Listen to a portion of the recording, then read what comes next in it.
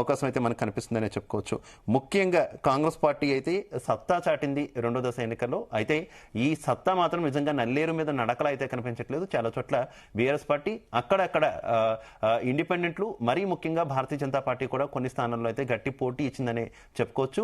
కొన్ని జిల్లాల్లో మాత్రం కాంగ్రెస్ పార్టీ అంటే తొలి నుంచి కొంత పట్టున్నటువంటి జిల్లాల్లో మాత్రం దూసుకొని పోయిందనే చెప్పుకోవచ్చు. ఇప్పటి వరకు మనకు అందుతున్నటువంటి అప్డేట్ ప్రకారం చూసుకుంటే కాంగ్రెస్ పార్టీకి సంబంధించినటువంటి అభ్యర్థులు 1924 మంది మద్దతుదారులు అయితే గెలుపొందినటువంటి పరిస్థితి. ఇక బీఆర్ఎస్ అయితే 1000 మార్క్ దాటేసింది. 1025కు సంబంధించినటువంటి బీఆర్ఎస్ మద్దతుదారులు అయితే గెలిచినటువంటి పరిస్థితి. ఇక భారతీయ జనతా పార్టీ 218 దగ్గర, ఇక ఇండిపెండెంట్లు ఇతరులు కలిపి 550 దగ్గర అయితే ఉన్నటువంటి పరిస్థితి.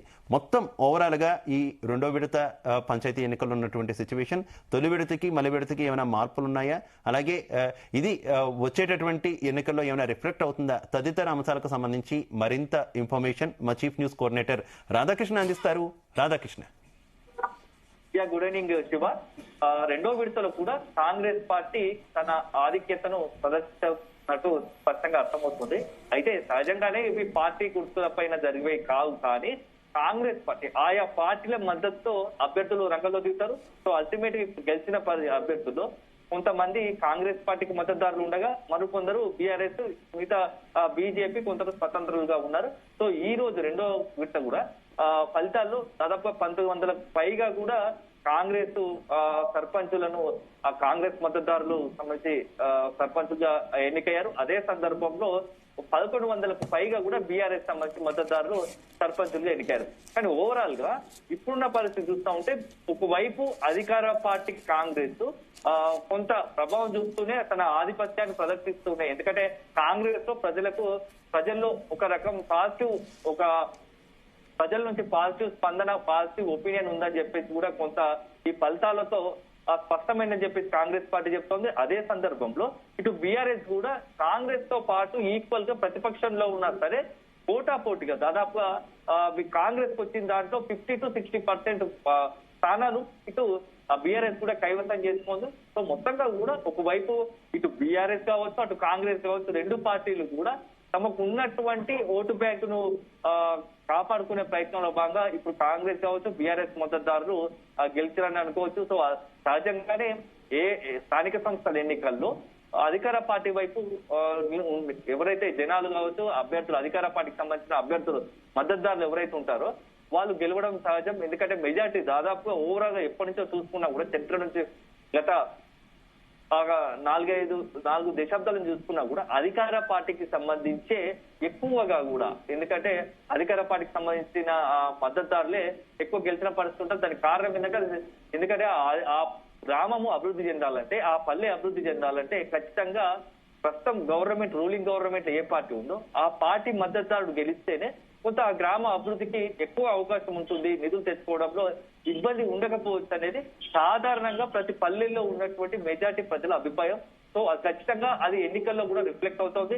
సో ఆ వైపుగానే ఇప్పుడు అధికార పార్టీకి సంబంధించినటువంటి మద్దతుదారులు ఎక్కువ సంఖ్యలో గెలిచారు. అదే సందర్భంలో మరోవైపు ఈ బీఆర్ఎస్ మద్దతుదారులు కూడా పోటాపోటీ అంటే కొద్దిగా అధికార పార్టీకి తో దూకుడుగా వెళ్తూనే 50% పైగా అధికార పార్టీకి 2000 వస్తే ప్రతిపక్షానికి 50% పైనే, 50% పైగా స్థానాలు సర్పంచ్ అభ్యర్థులు ఎన్నికయ్యారంటేనే సో ఒక రకంగా ప్రతిపక్షం కూడా బీఆర్ఎస్ కూడా ప్రజల్లో తమ ఉన్నటువంటి ఇంకా ఏదైతే 2 ఏళ్ల అవుతుంది కాంగ్రెస్ అధికారంలోకి వచ్చి, సో ఆ తర్వాత కూడా బీఆర్ఎస్ ప్రధాన ప్రతిపక్షంగా ఎప్పుడు నిత్యం ప్రజల్లో ఉంటూ ప్రజలకు సంబంధించిన అంశాలపై పోరాడుతుంది. కాబట్టి ప్రజల్లో ఇంకా కొంత సాధారణ పాజిటివ్ ఓటు బ్యాంకును కాపాడుకునే ప్రయత్నం చేస్తుందని చెప్పవచ్చు. సో అల్టిమేట్ గా మరోవైపు బీజేపీ కూడా ఇప్పుడు చూస్తే కూడా గతంలో లేనట్టుగా ఎక్కువ స్థానాలు గెలుపొందుతా ఉంది. సో ఓవరాల్ గా చూసుకుంటే ఇప్పుడు రెండో విడతలో కూడా కాంగ్రెస్ ఫైట్ అయ్యింది. ఇక మూడో విడత కూడా 17వ తేదీ జరగబోతా ఉంది. సో మొత్తంగా మూడో విడత జరిగిన తర్వాత పరిస్థితి అల్టిమేట్ గా ఓవరాల్ గా ఏ పార్టీ మద్దతుదారులు ఎంత గెలిచారనేది ఒక స్పష్టత వస్తుంది. దానికి అనుగుణంగానే ఏ పార్టీ గెలిచినా అల్టిమేట్ గా ప్రజలకు కావాల్సింది తమ ఊరు, తమ గ్రామం, తమ పంచాయతీ సంబంధించి అభివృద్ధి కోరుకుంటారు తప్ప కేవలం ఎన్నికల మట్టుకే ఈ రాజకీయాలు తప్ప అల్టిమేట్ గా గెలిచింది ఎవరైనా సరే ఆ గ్రామాన్ని అభివృద్ధికి తోడ్పడేటట్టు ఉండాలి అని చెప్పేసి ఆ ప్రజలు కోరుకుంటున్నారు.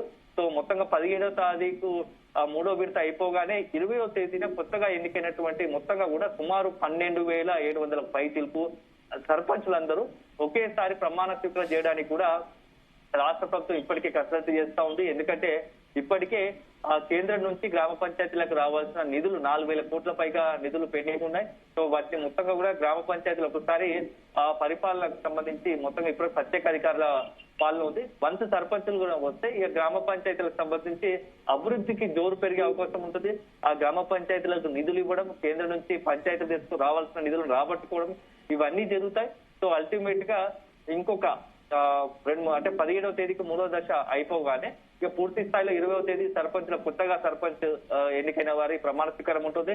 ఇప్పటికే ఎన్నిక మొత్తంగా కూడా తెలంగాణ వ్యాప్తంగా పల్లెల్లో ఒక రకమైన పండుగ వాతావరణం సందడే చెప్పవచ్చు. ఎందుకంటే దాదాపుగా 21 నెలల తర్వాత ఎన్నికలు జరుగుతుండడం, అందులోనూ కాంగ్రెస్ వచ్చిన తర్వాత ఎన్నికలు జరుగుతుండడంతో పెద్ద ఎత్తున అభ్యర్థులు ఎవరికి వారు తమ అదృష్టాన్ని పరిష్కరించుకునే విధంగా ఈ ఎన్నికల్లో దిగారు. సో అల్టిమేట్ గా ఒకరికే విజయం వరిస్తుంది కాబట్టి ఆ విజయం సాధించిన అభ్యర్థి సర్పంచ్ గా ఎన్నికడం, అదే సందర్భంలో పెద్ద సంఖ్యలో వార్డు మెంబర్లు ఇతరత్ర అందరినీ కూడా ఎన్నుకుంటున్నారు. సో ఉప సర్పంచ్ కూడా ఎన్నుకుంటున్నారు.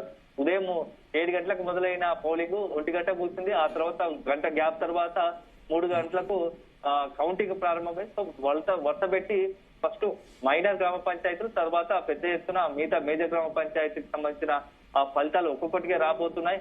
సో మొత్తంగా కూడా సాయంత్రం 11:30 వరకు, రాత్రి 11:30 నుంచి 12 మధ్యల వరకు పూర్తి స్థాయిలో ఈ రెండవ విడత జరిగినటువంటి సర్పంచ్ ఎన్నికలకు సంబంధించి పూర్తి స్థాయి సర్పంచుల ఫలితాలు వచ్చే అవకాశం ఉంది. సో ఒకవైపు మాత్రం పొలిటికల్ గా ఇవి చాలా అత్యంత అన్ని పార్టీలు కూడా ప్రతిష్టాత్మకంగా తీసుకున్నాయి. సో తమ పార్టీకి సంబంధించి గతంలో ఎప్పుడు లేనట్టుగా కూడా ఎన్నికల్లో ప్రచారాలకు దిగే ఆ నియోజకవర్గ సంబంధించి ఎమ్మెల్యేలు కావచ్చు, మాజీ ఎమ్మెల్యేలు దగ్గరుండి ఈ యొక్క సర్పంచ్ ఎన్నికలను పర్యవేక్షించారంటేనే ఎన్నికలను పార్టీలు ఎంత సీరియస్ గా తీసుకున్నాయో మనం ఒకసారి అంచనా వేయాల్సి ఉంటుంది.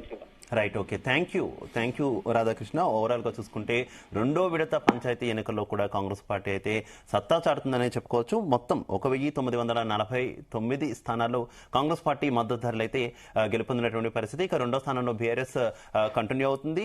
మీకు మినిట్ టు మినిట్ అప్డేట్స్ అనేవి పంచాయతీ ఎన్నికలకు సంబంధించి జీ తెలుగు న్యూస్ ఎప్పటికప్పుడు అందిస్తూనే ఉంటుంది.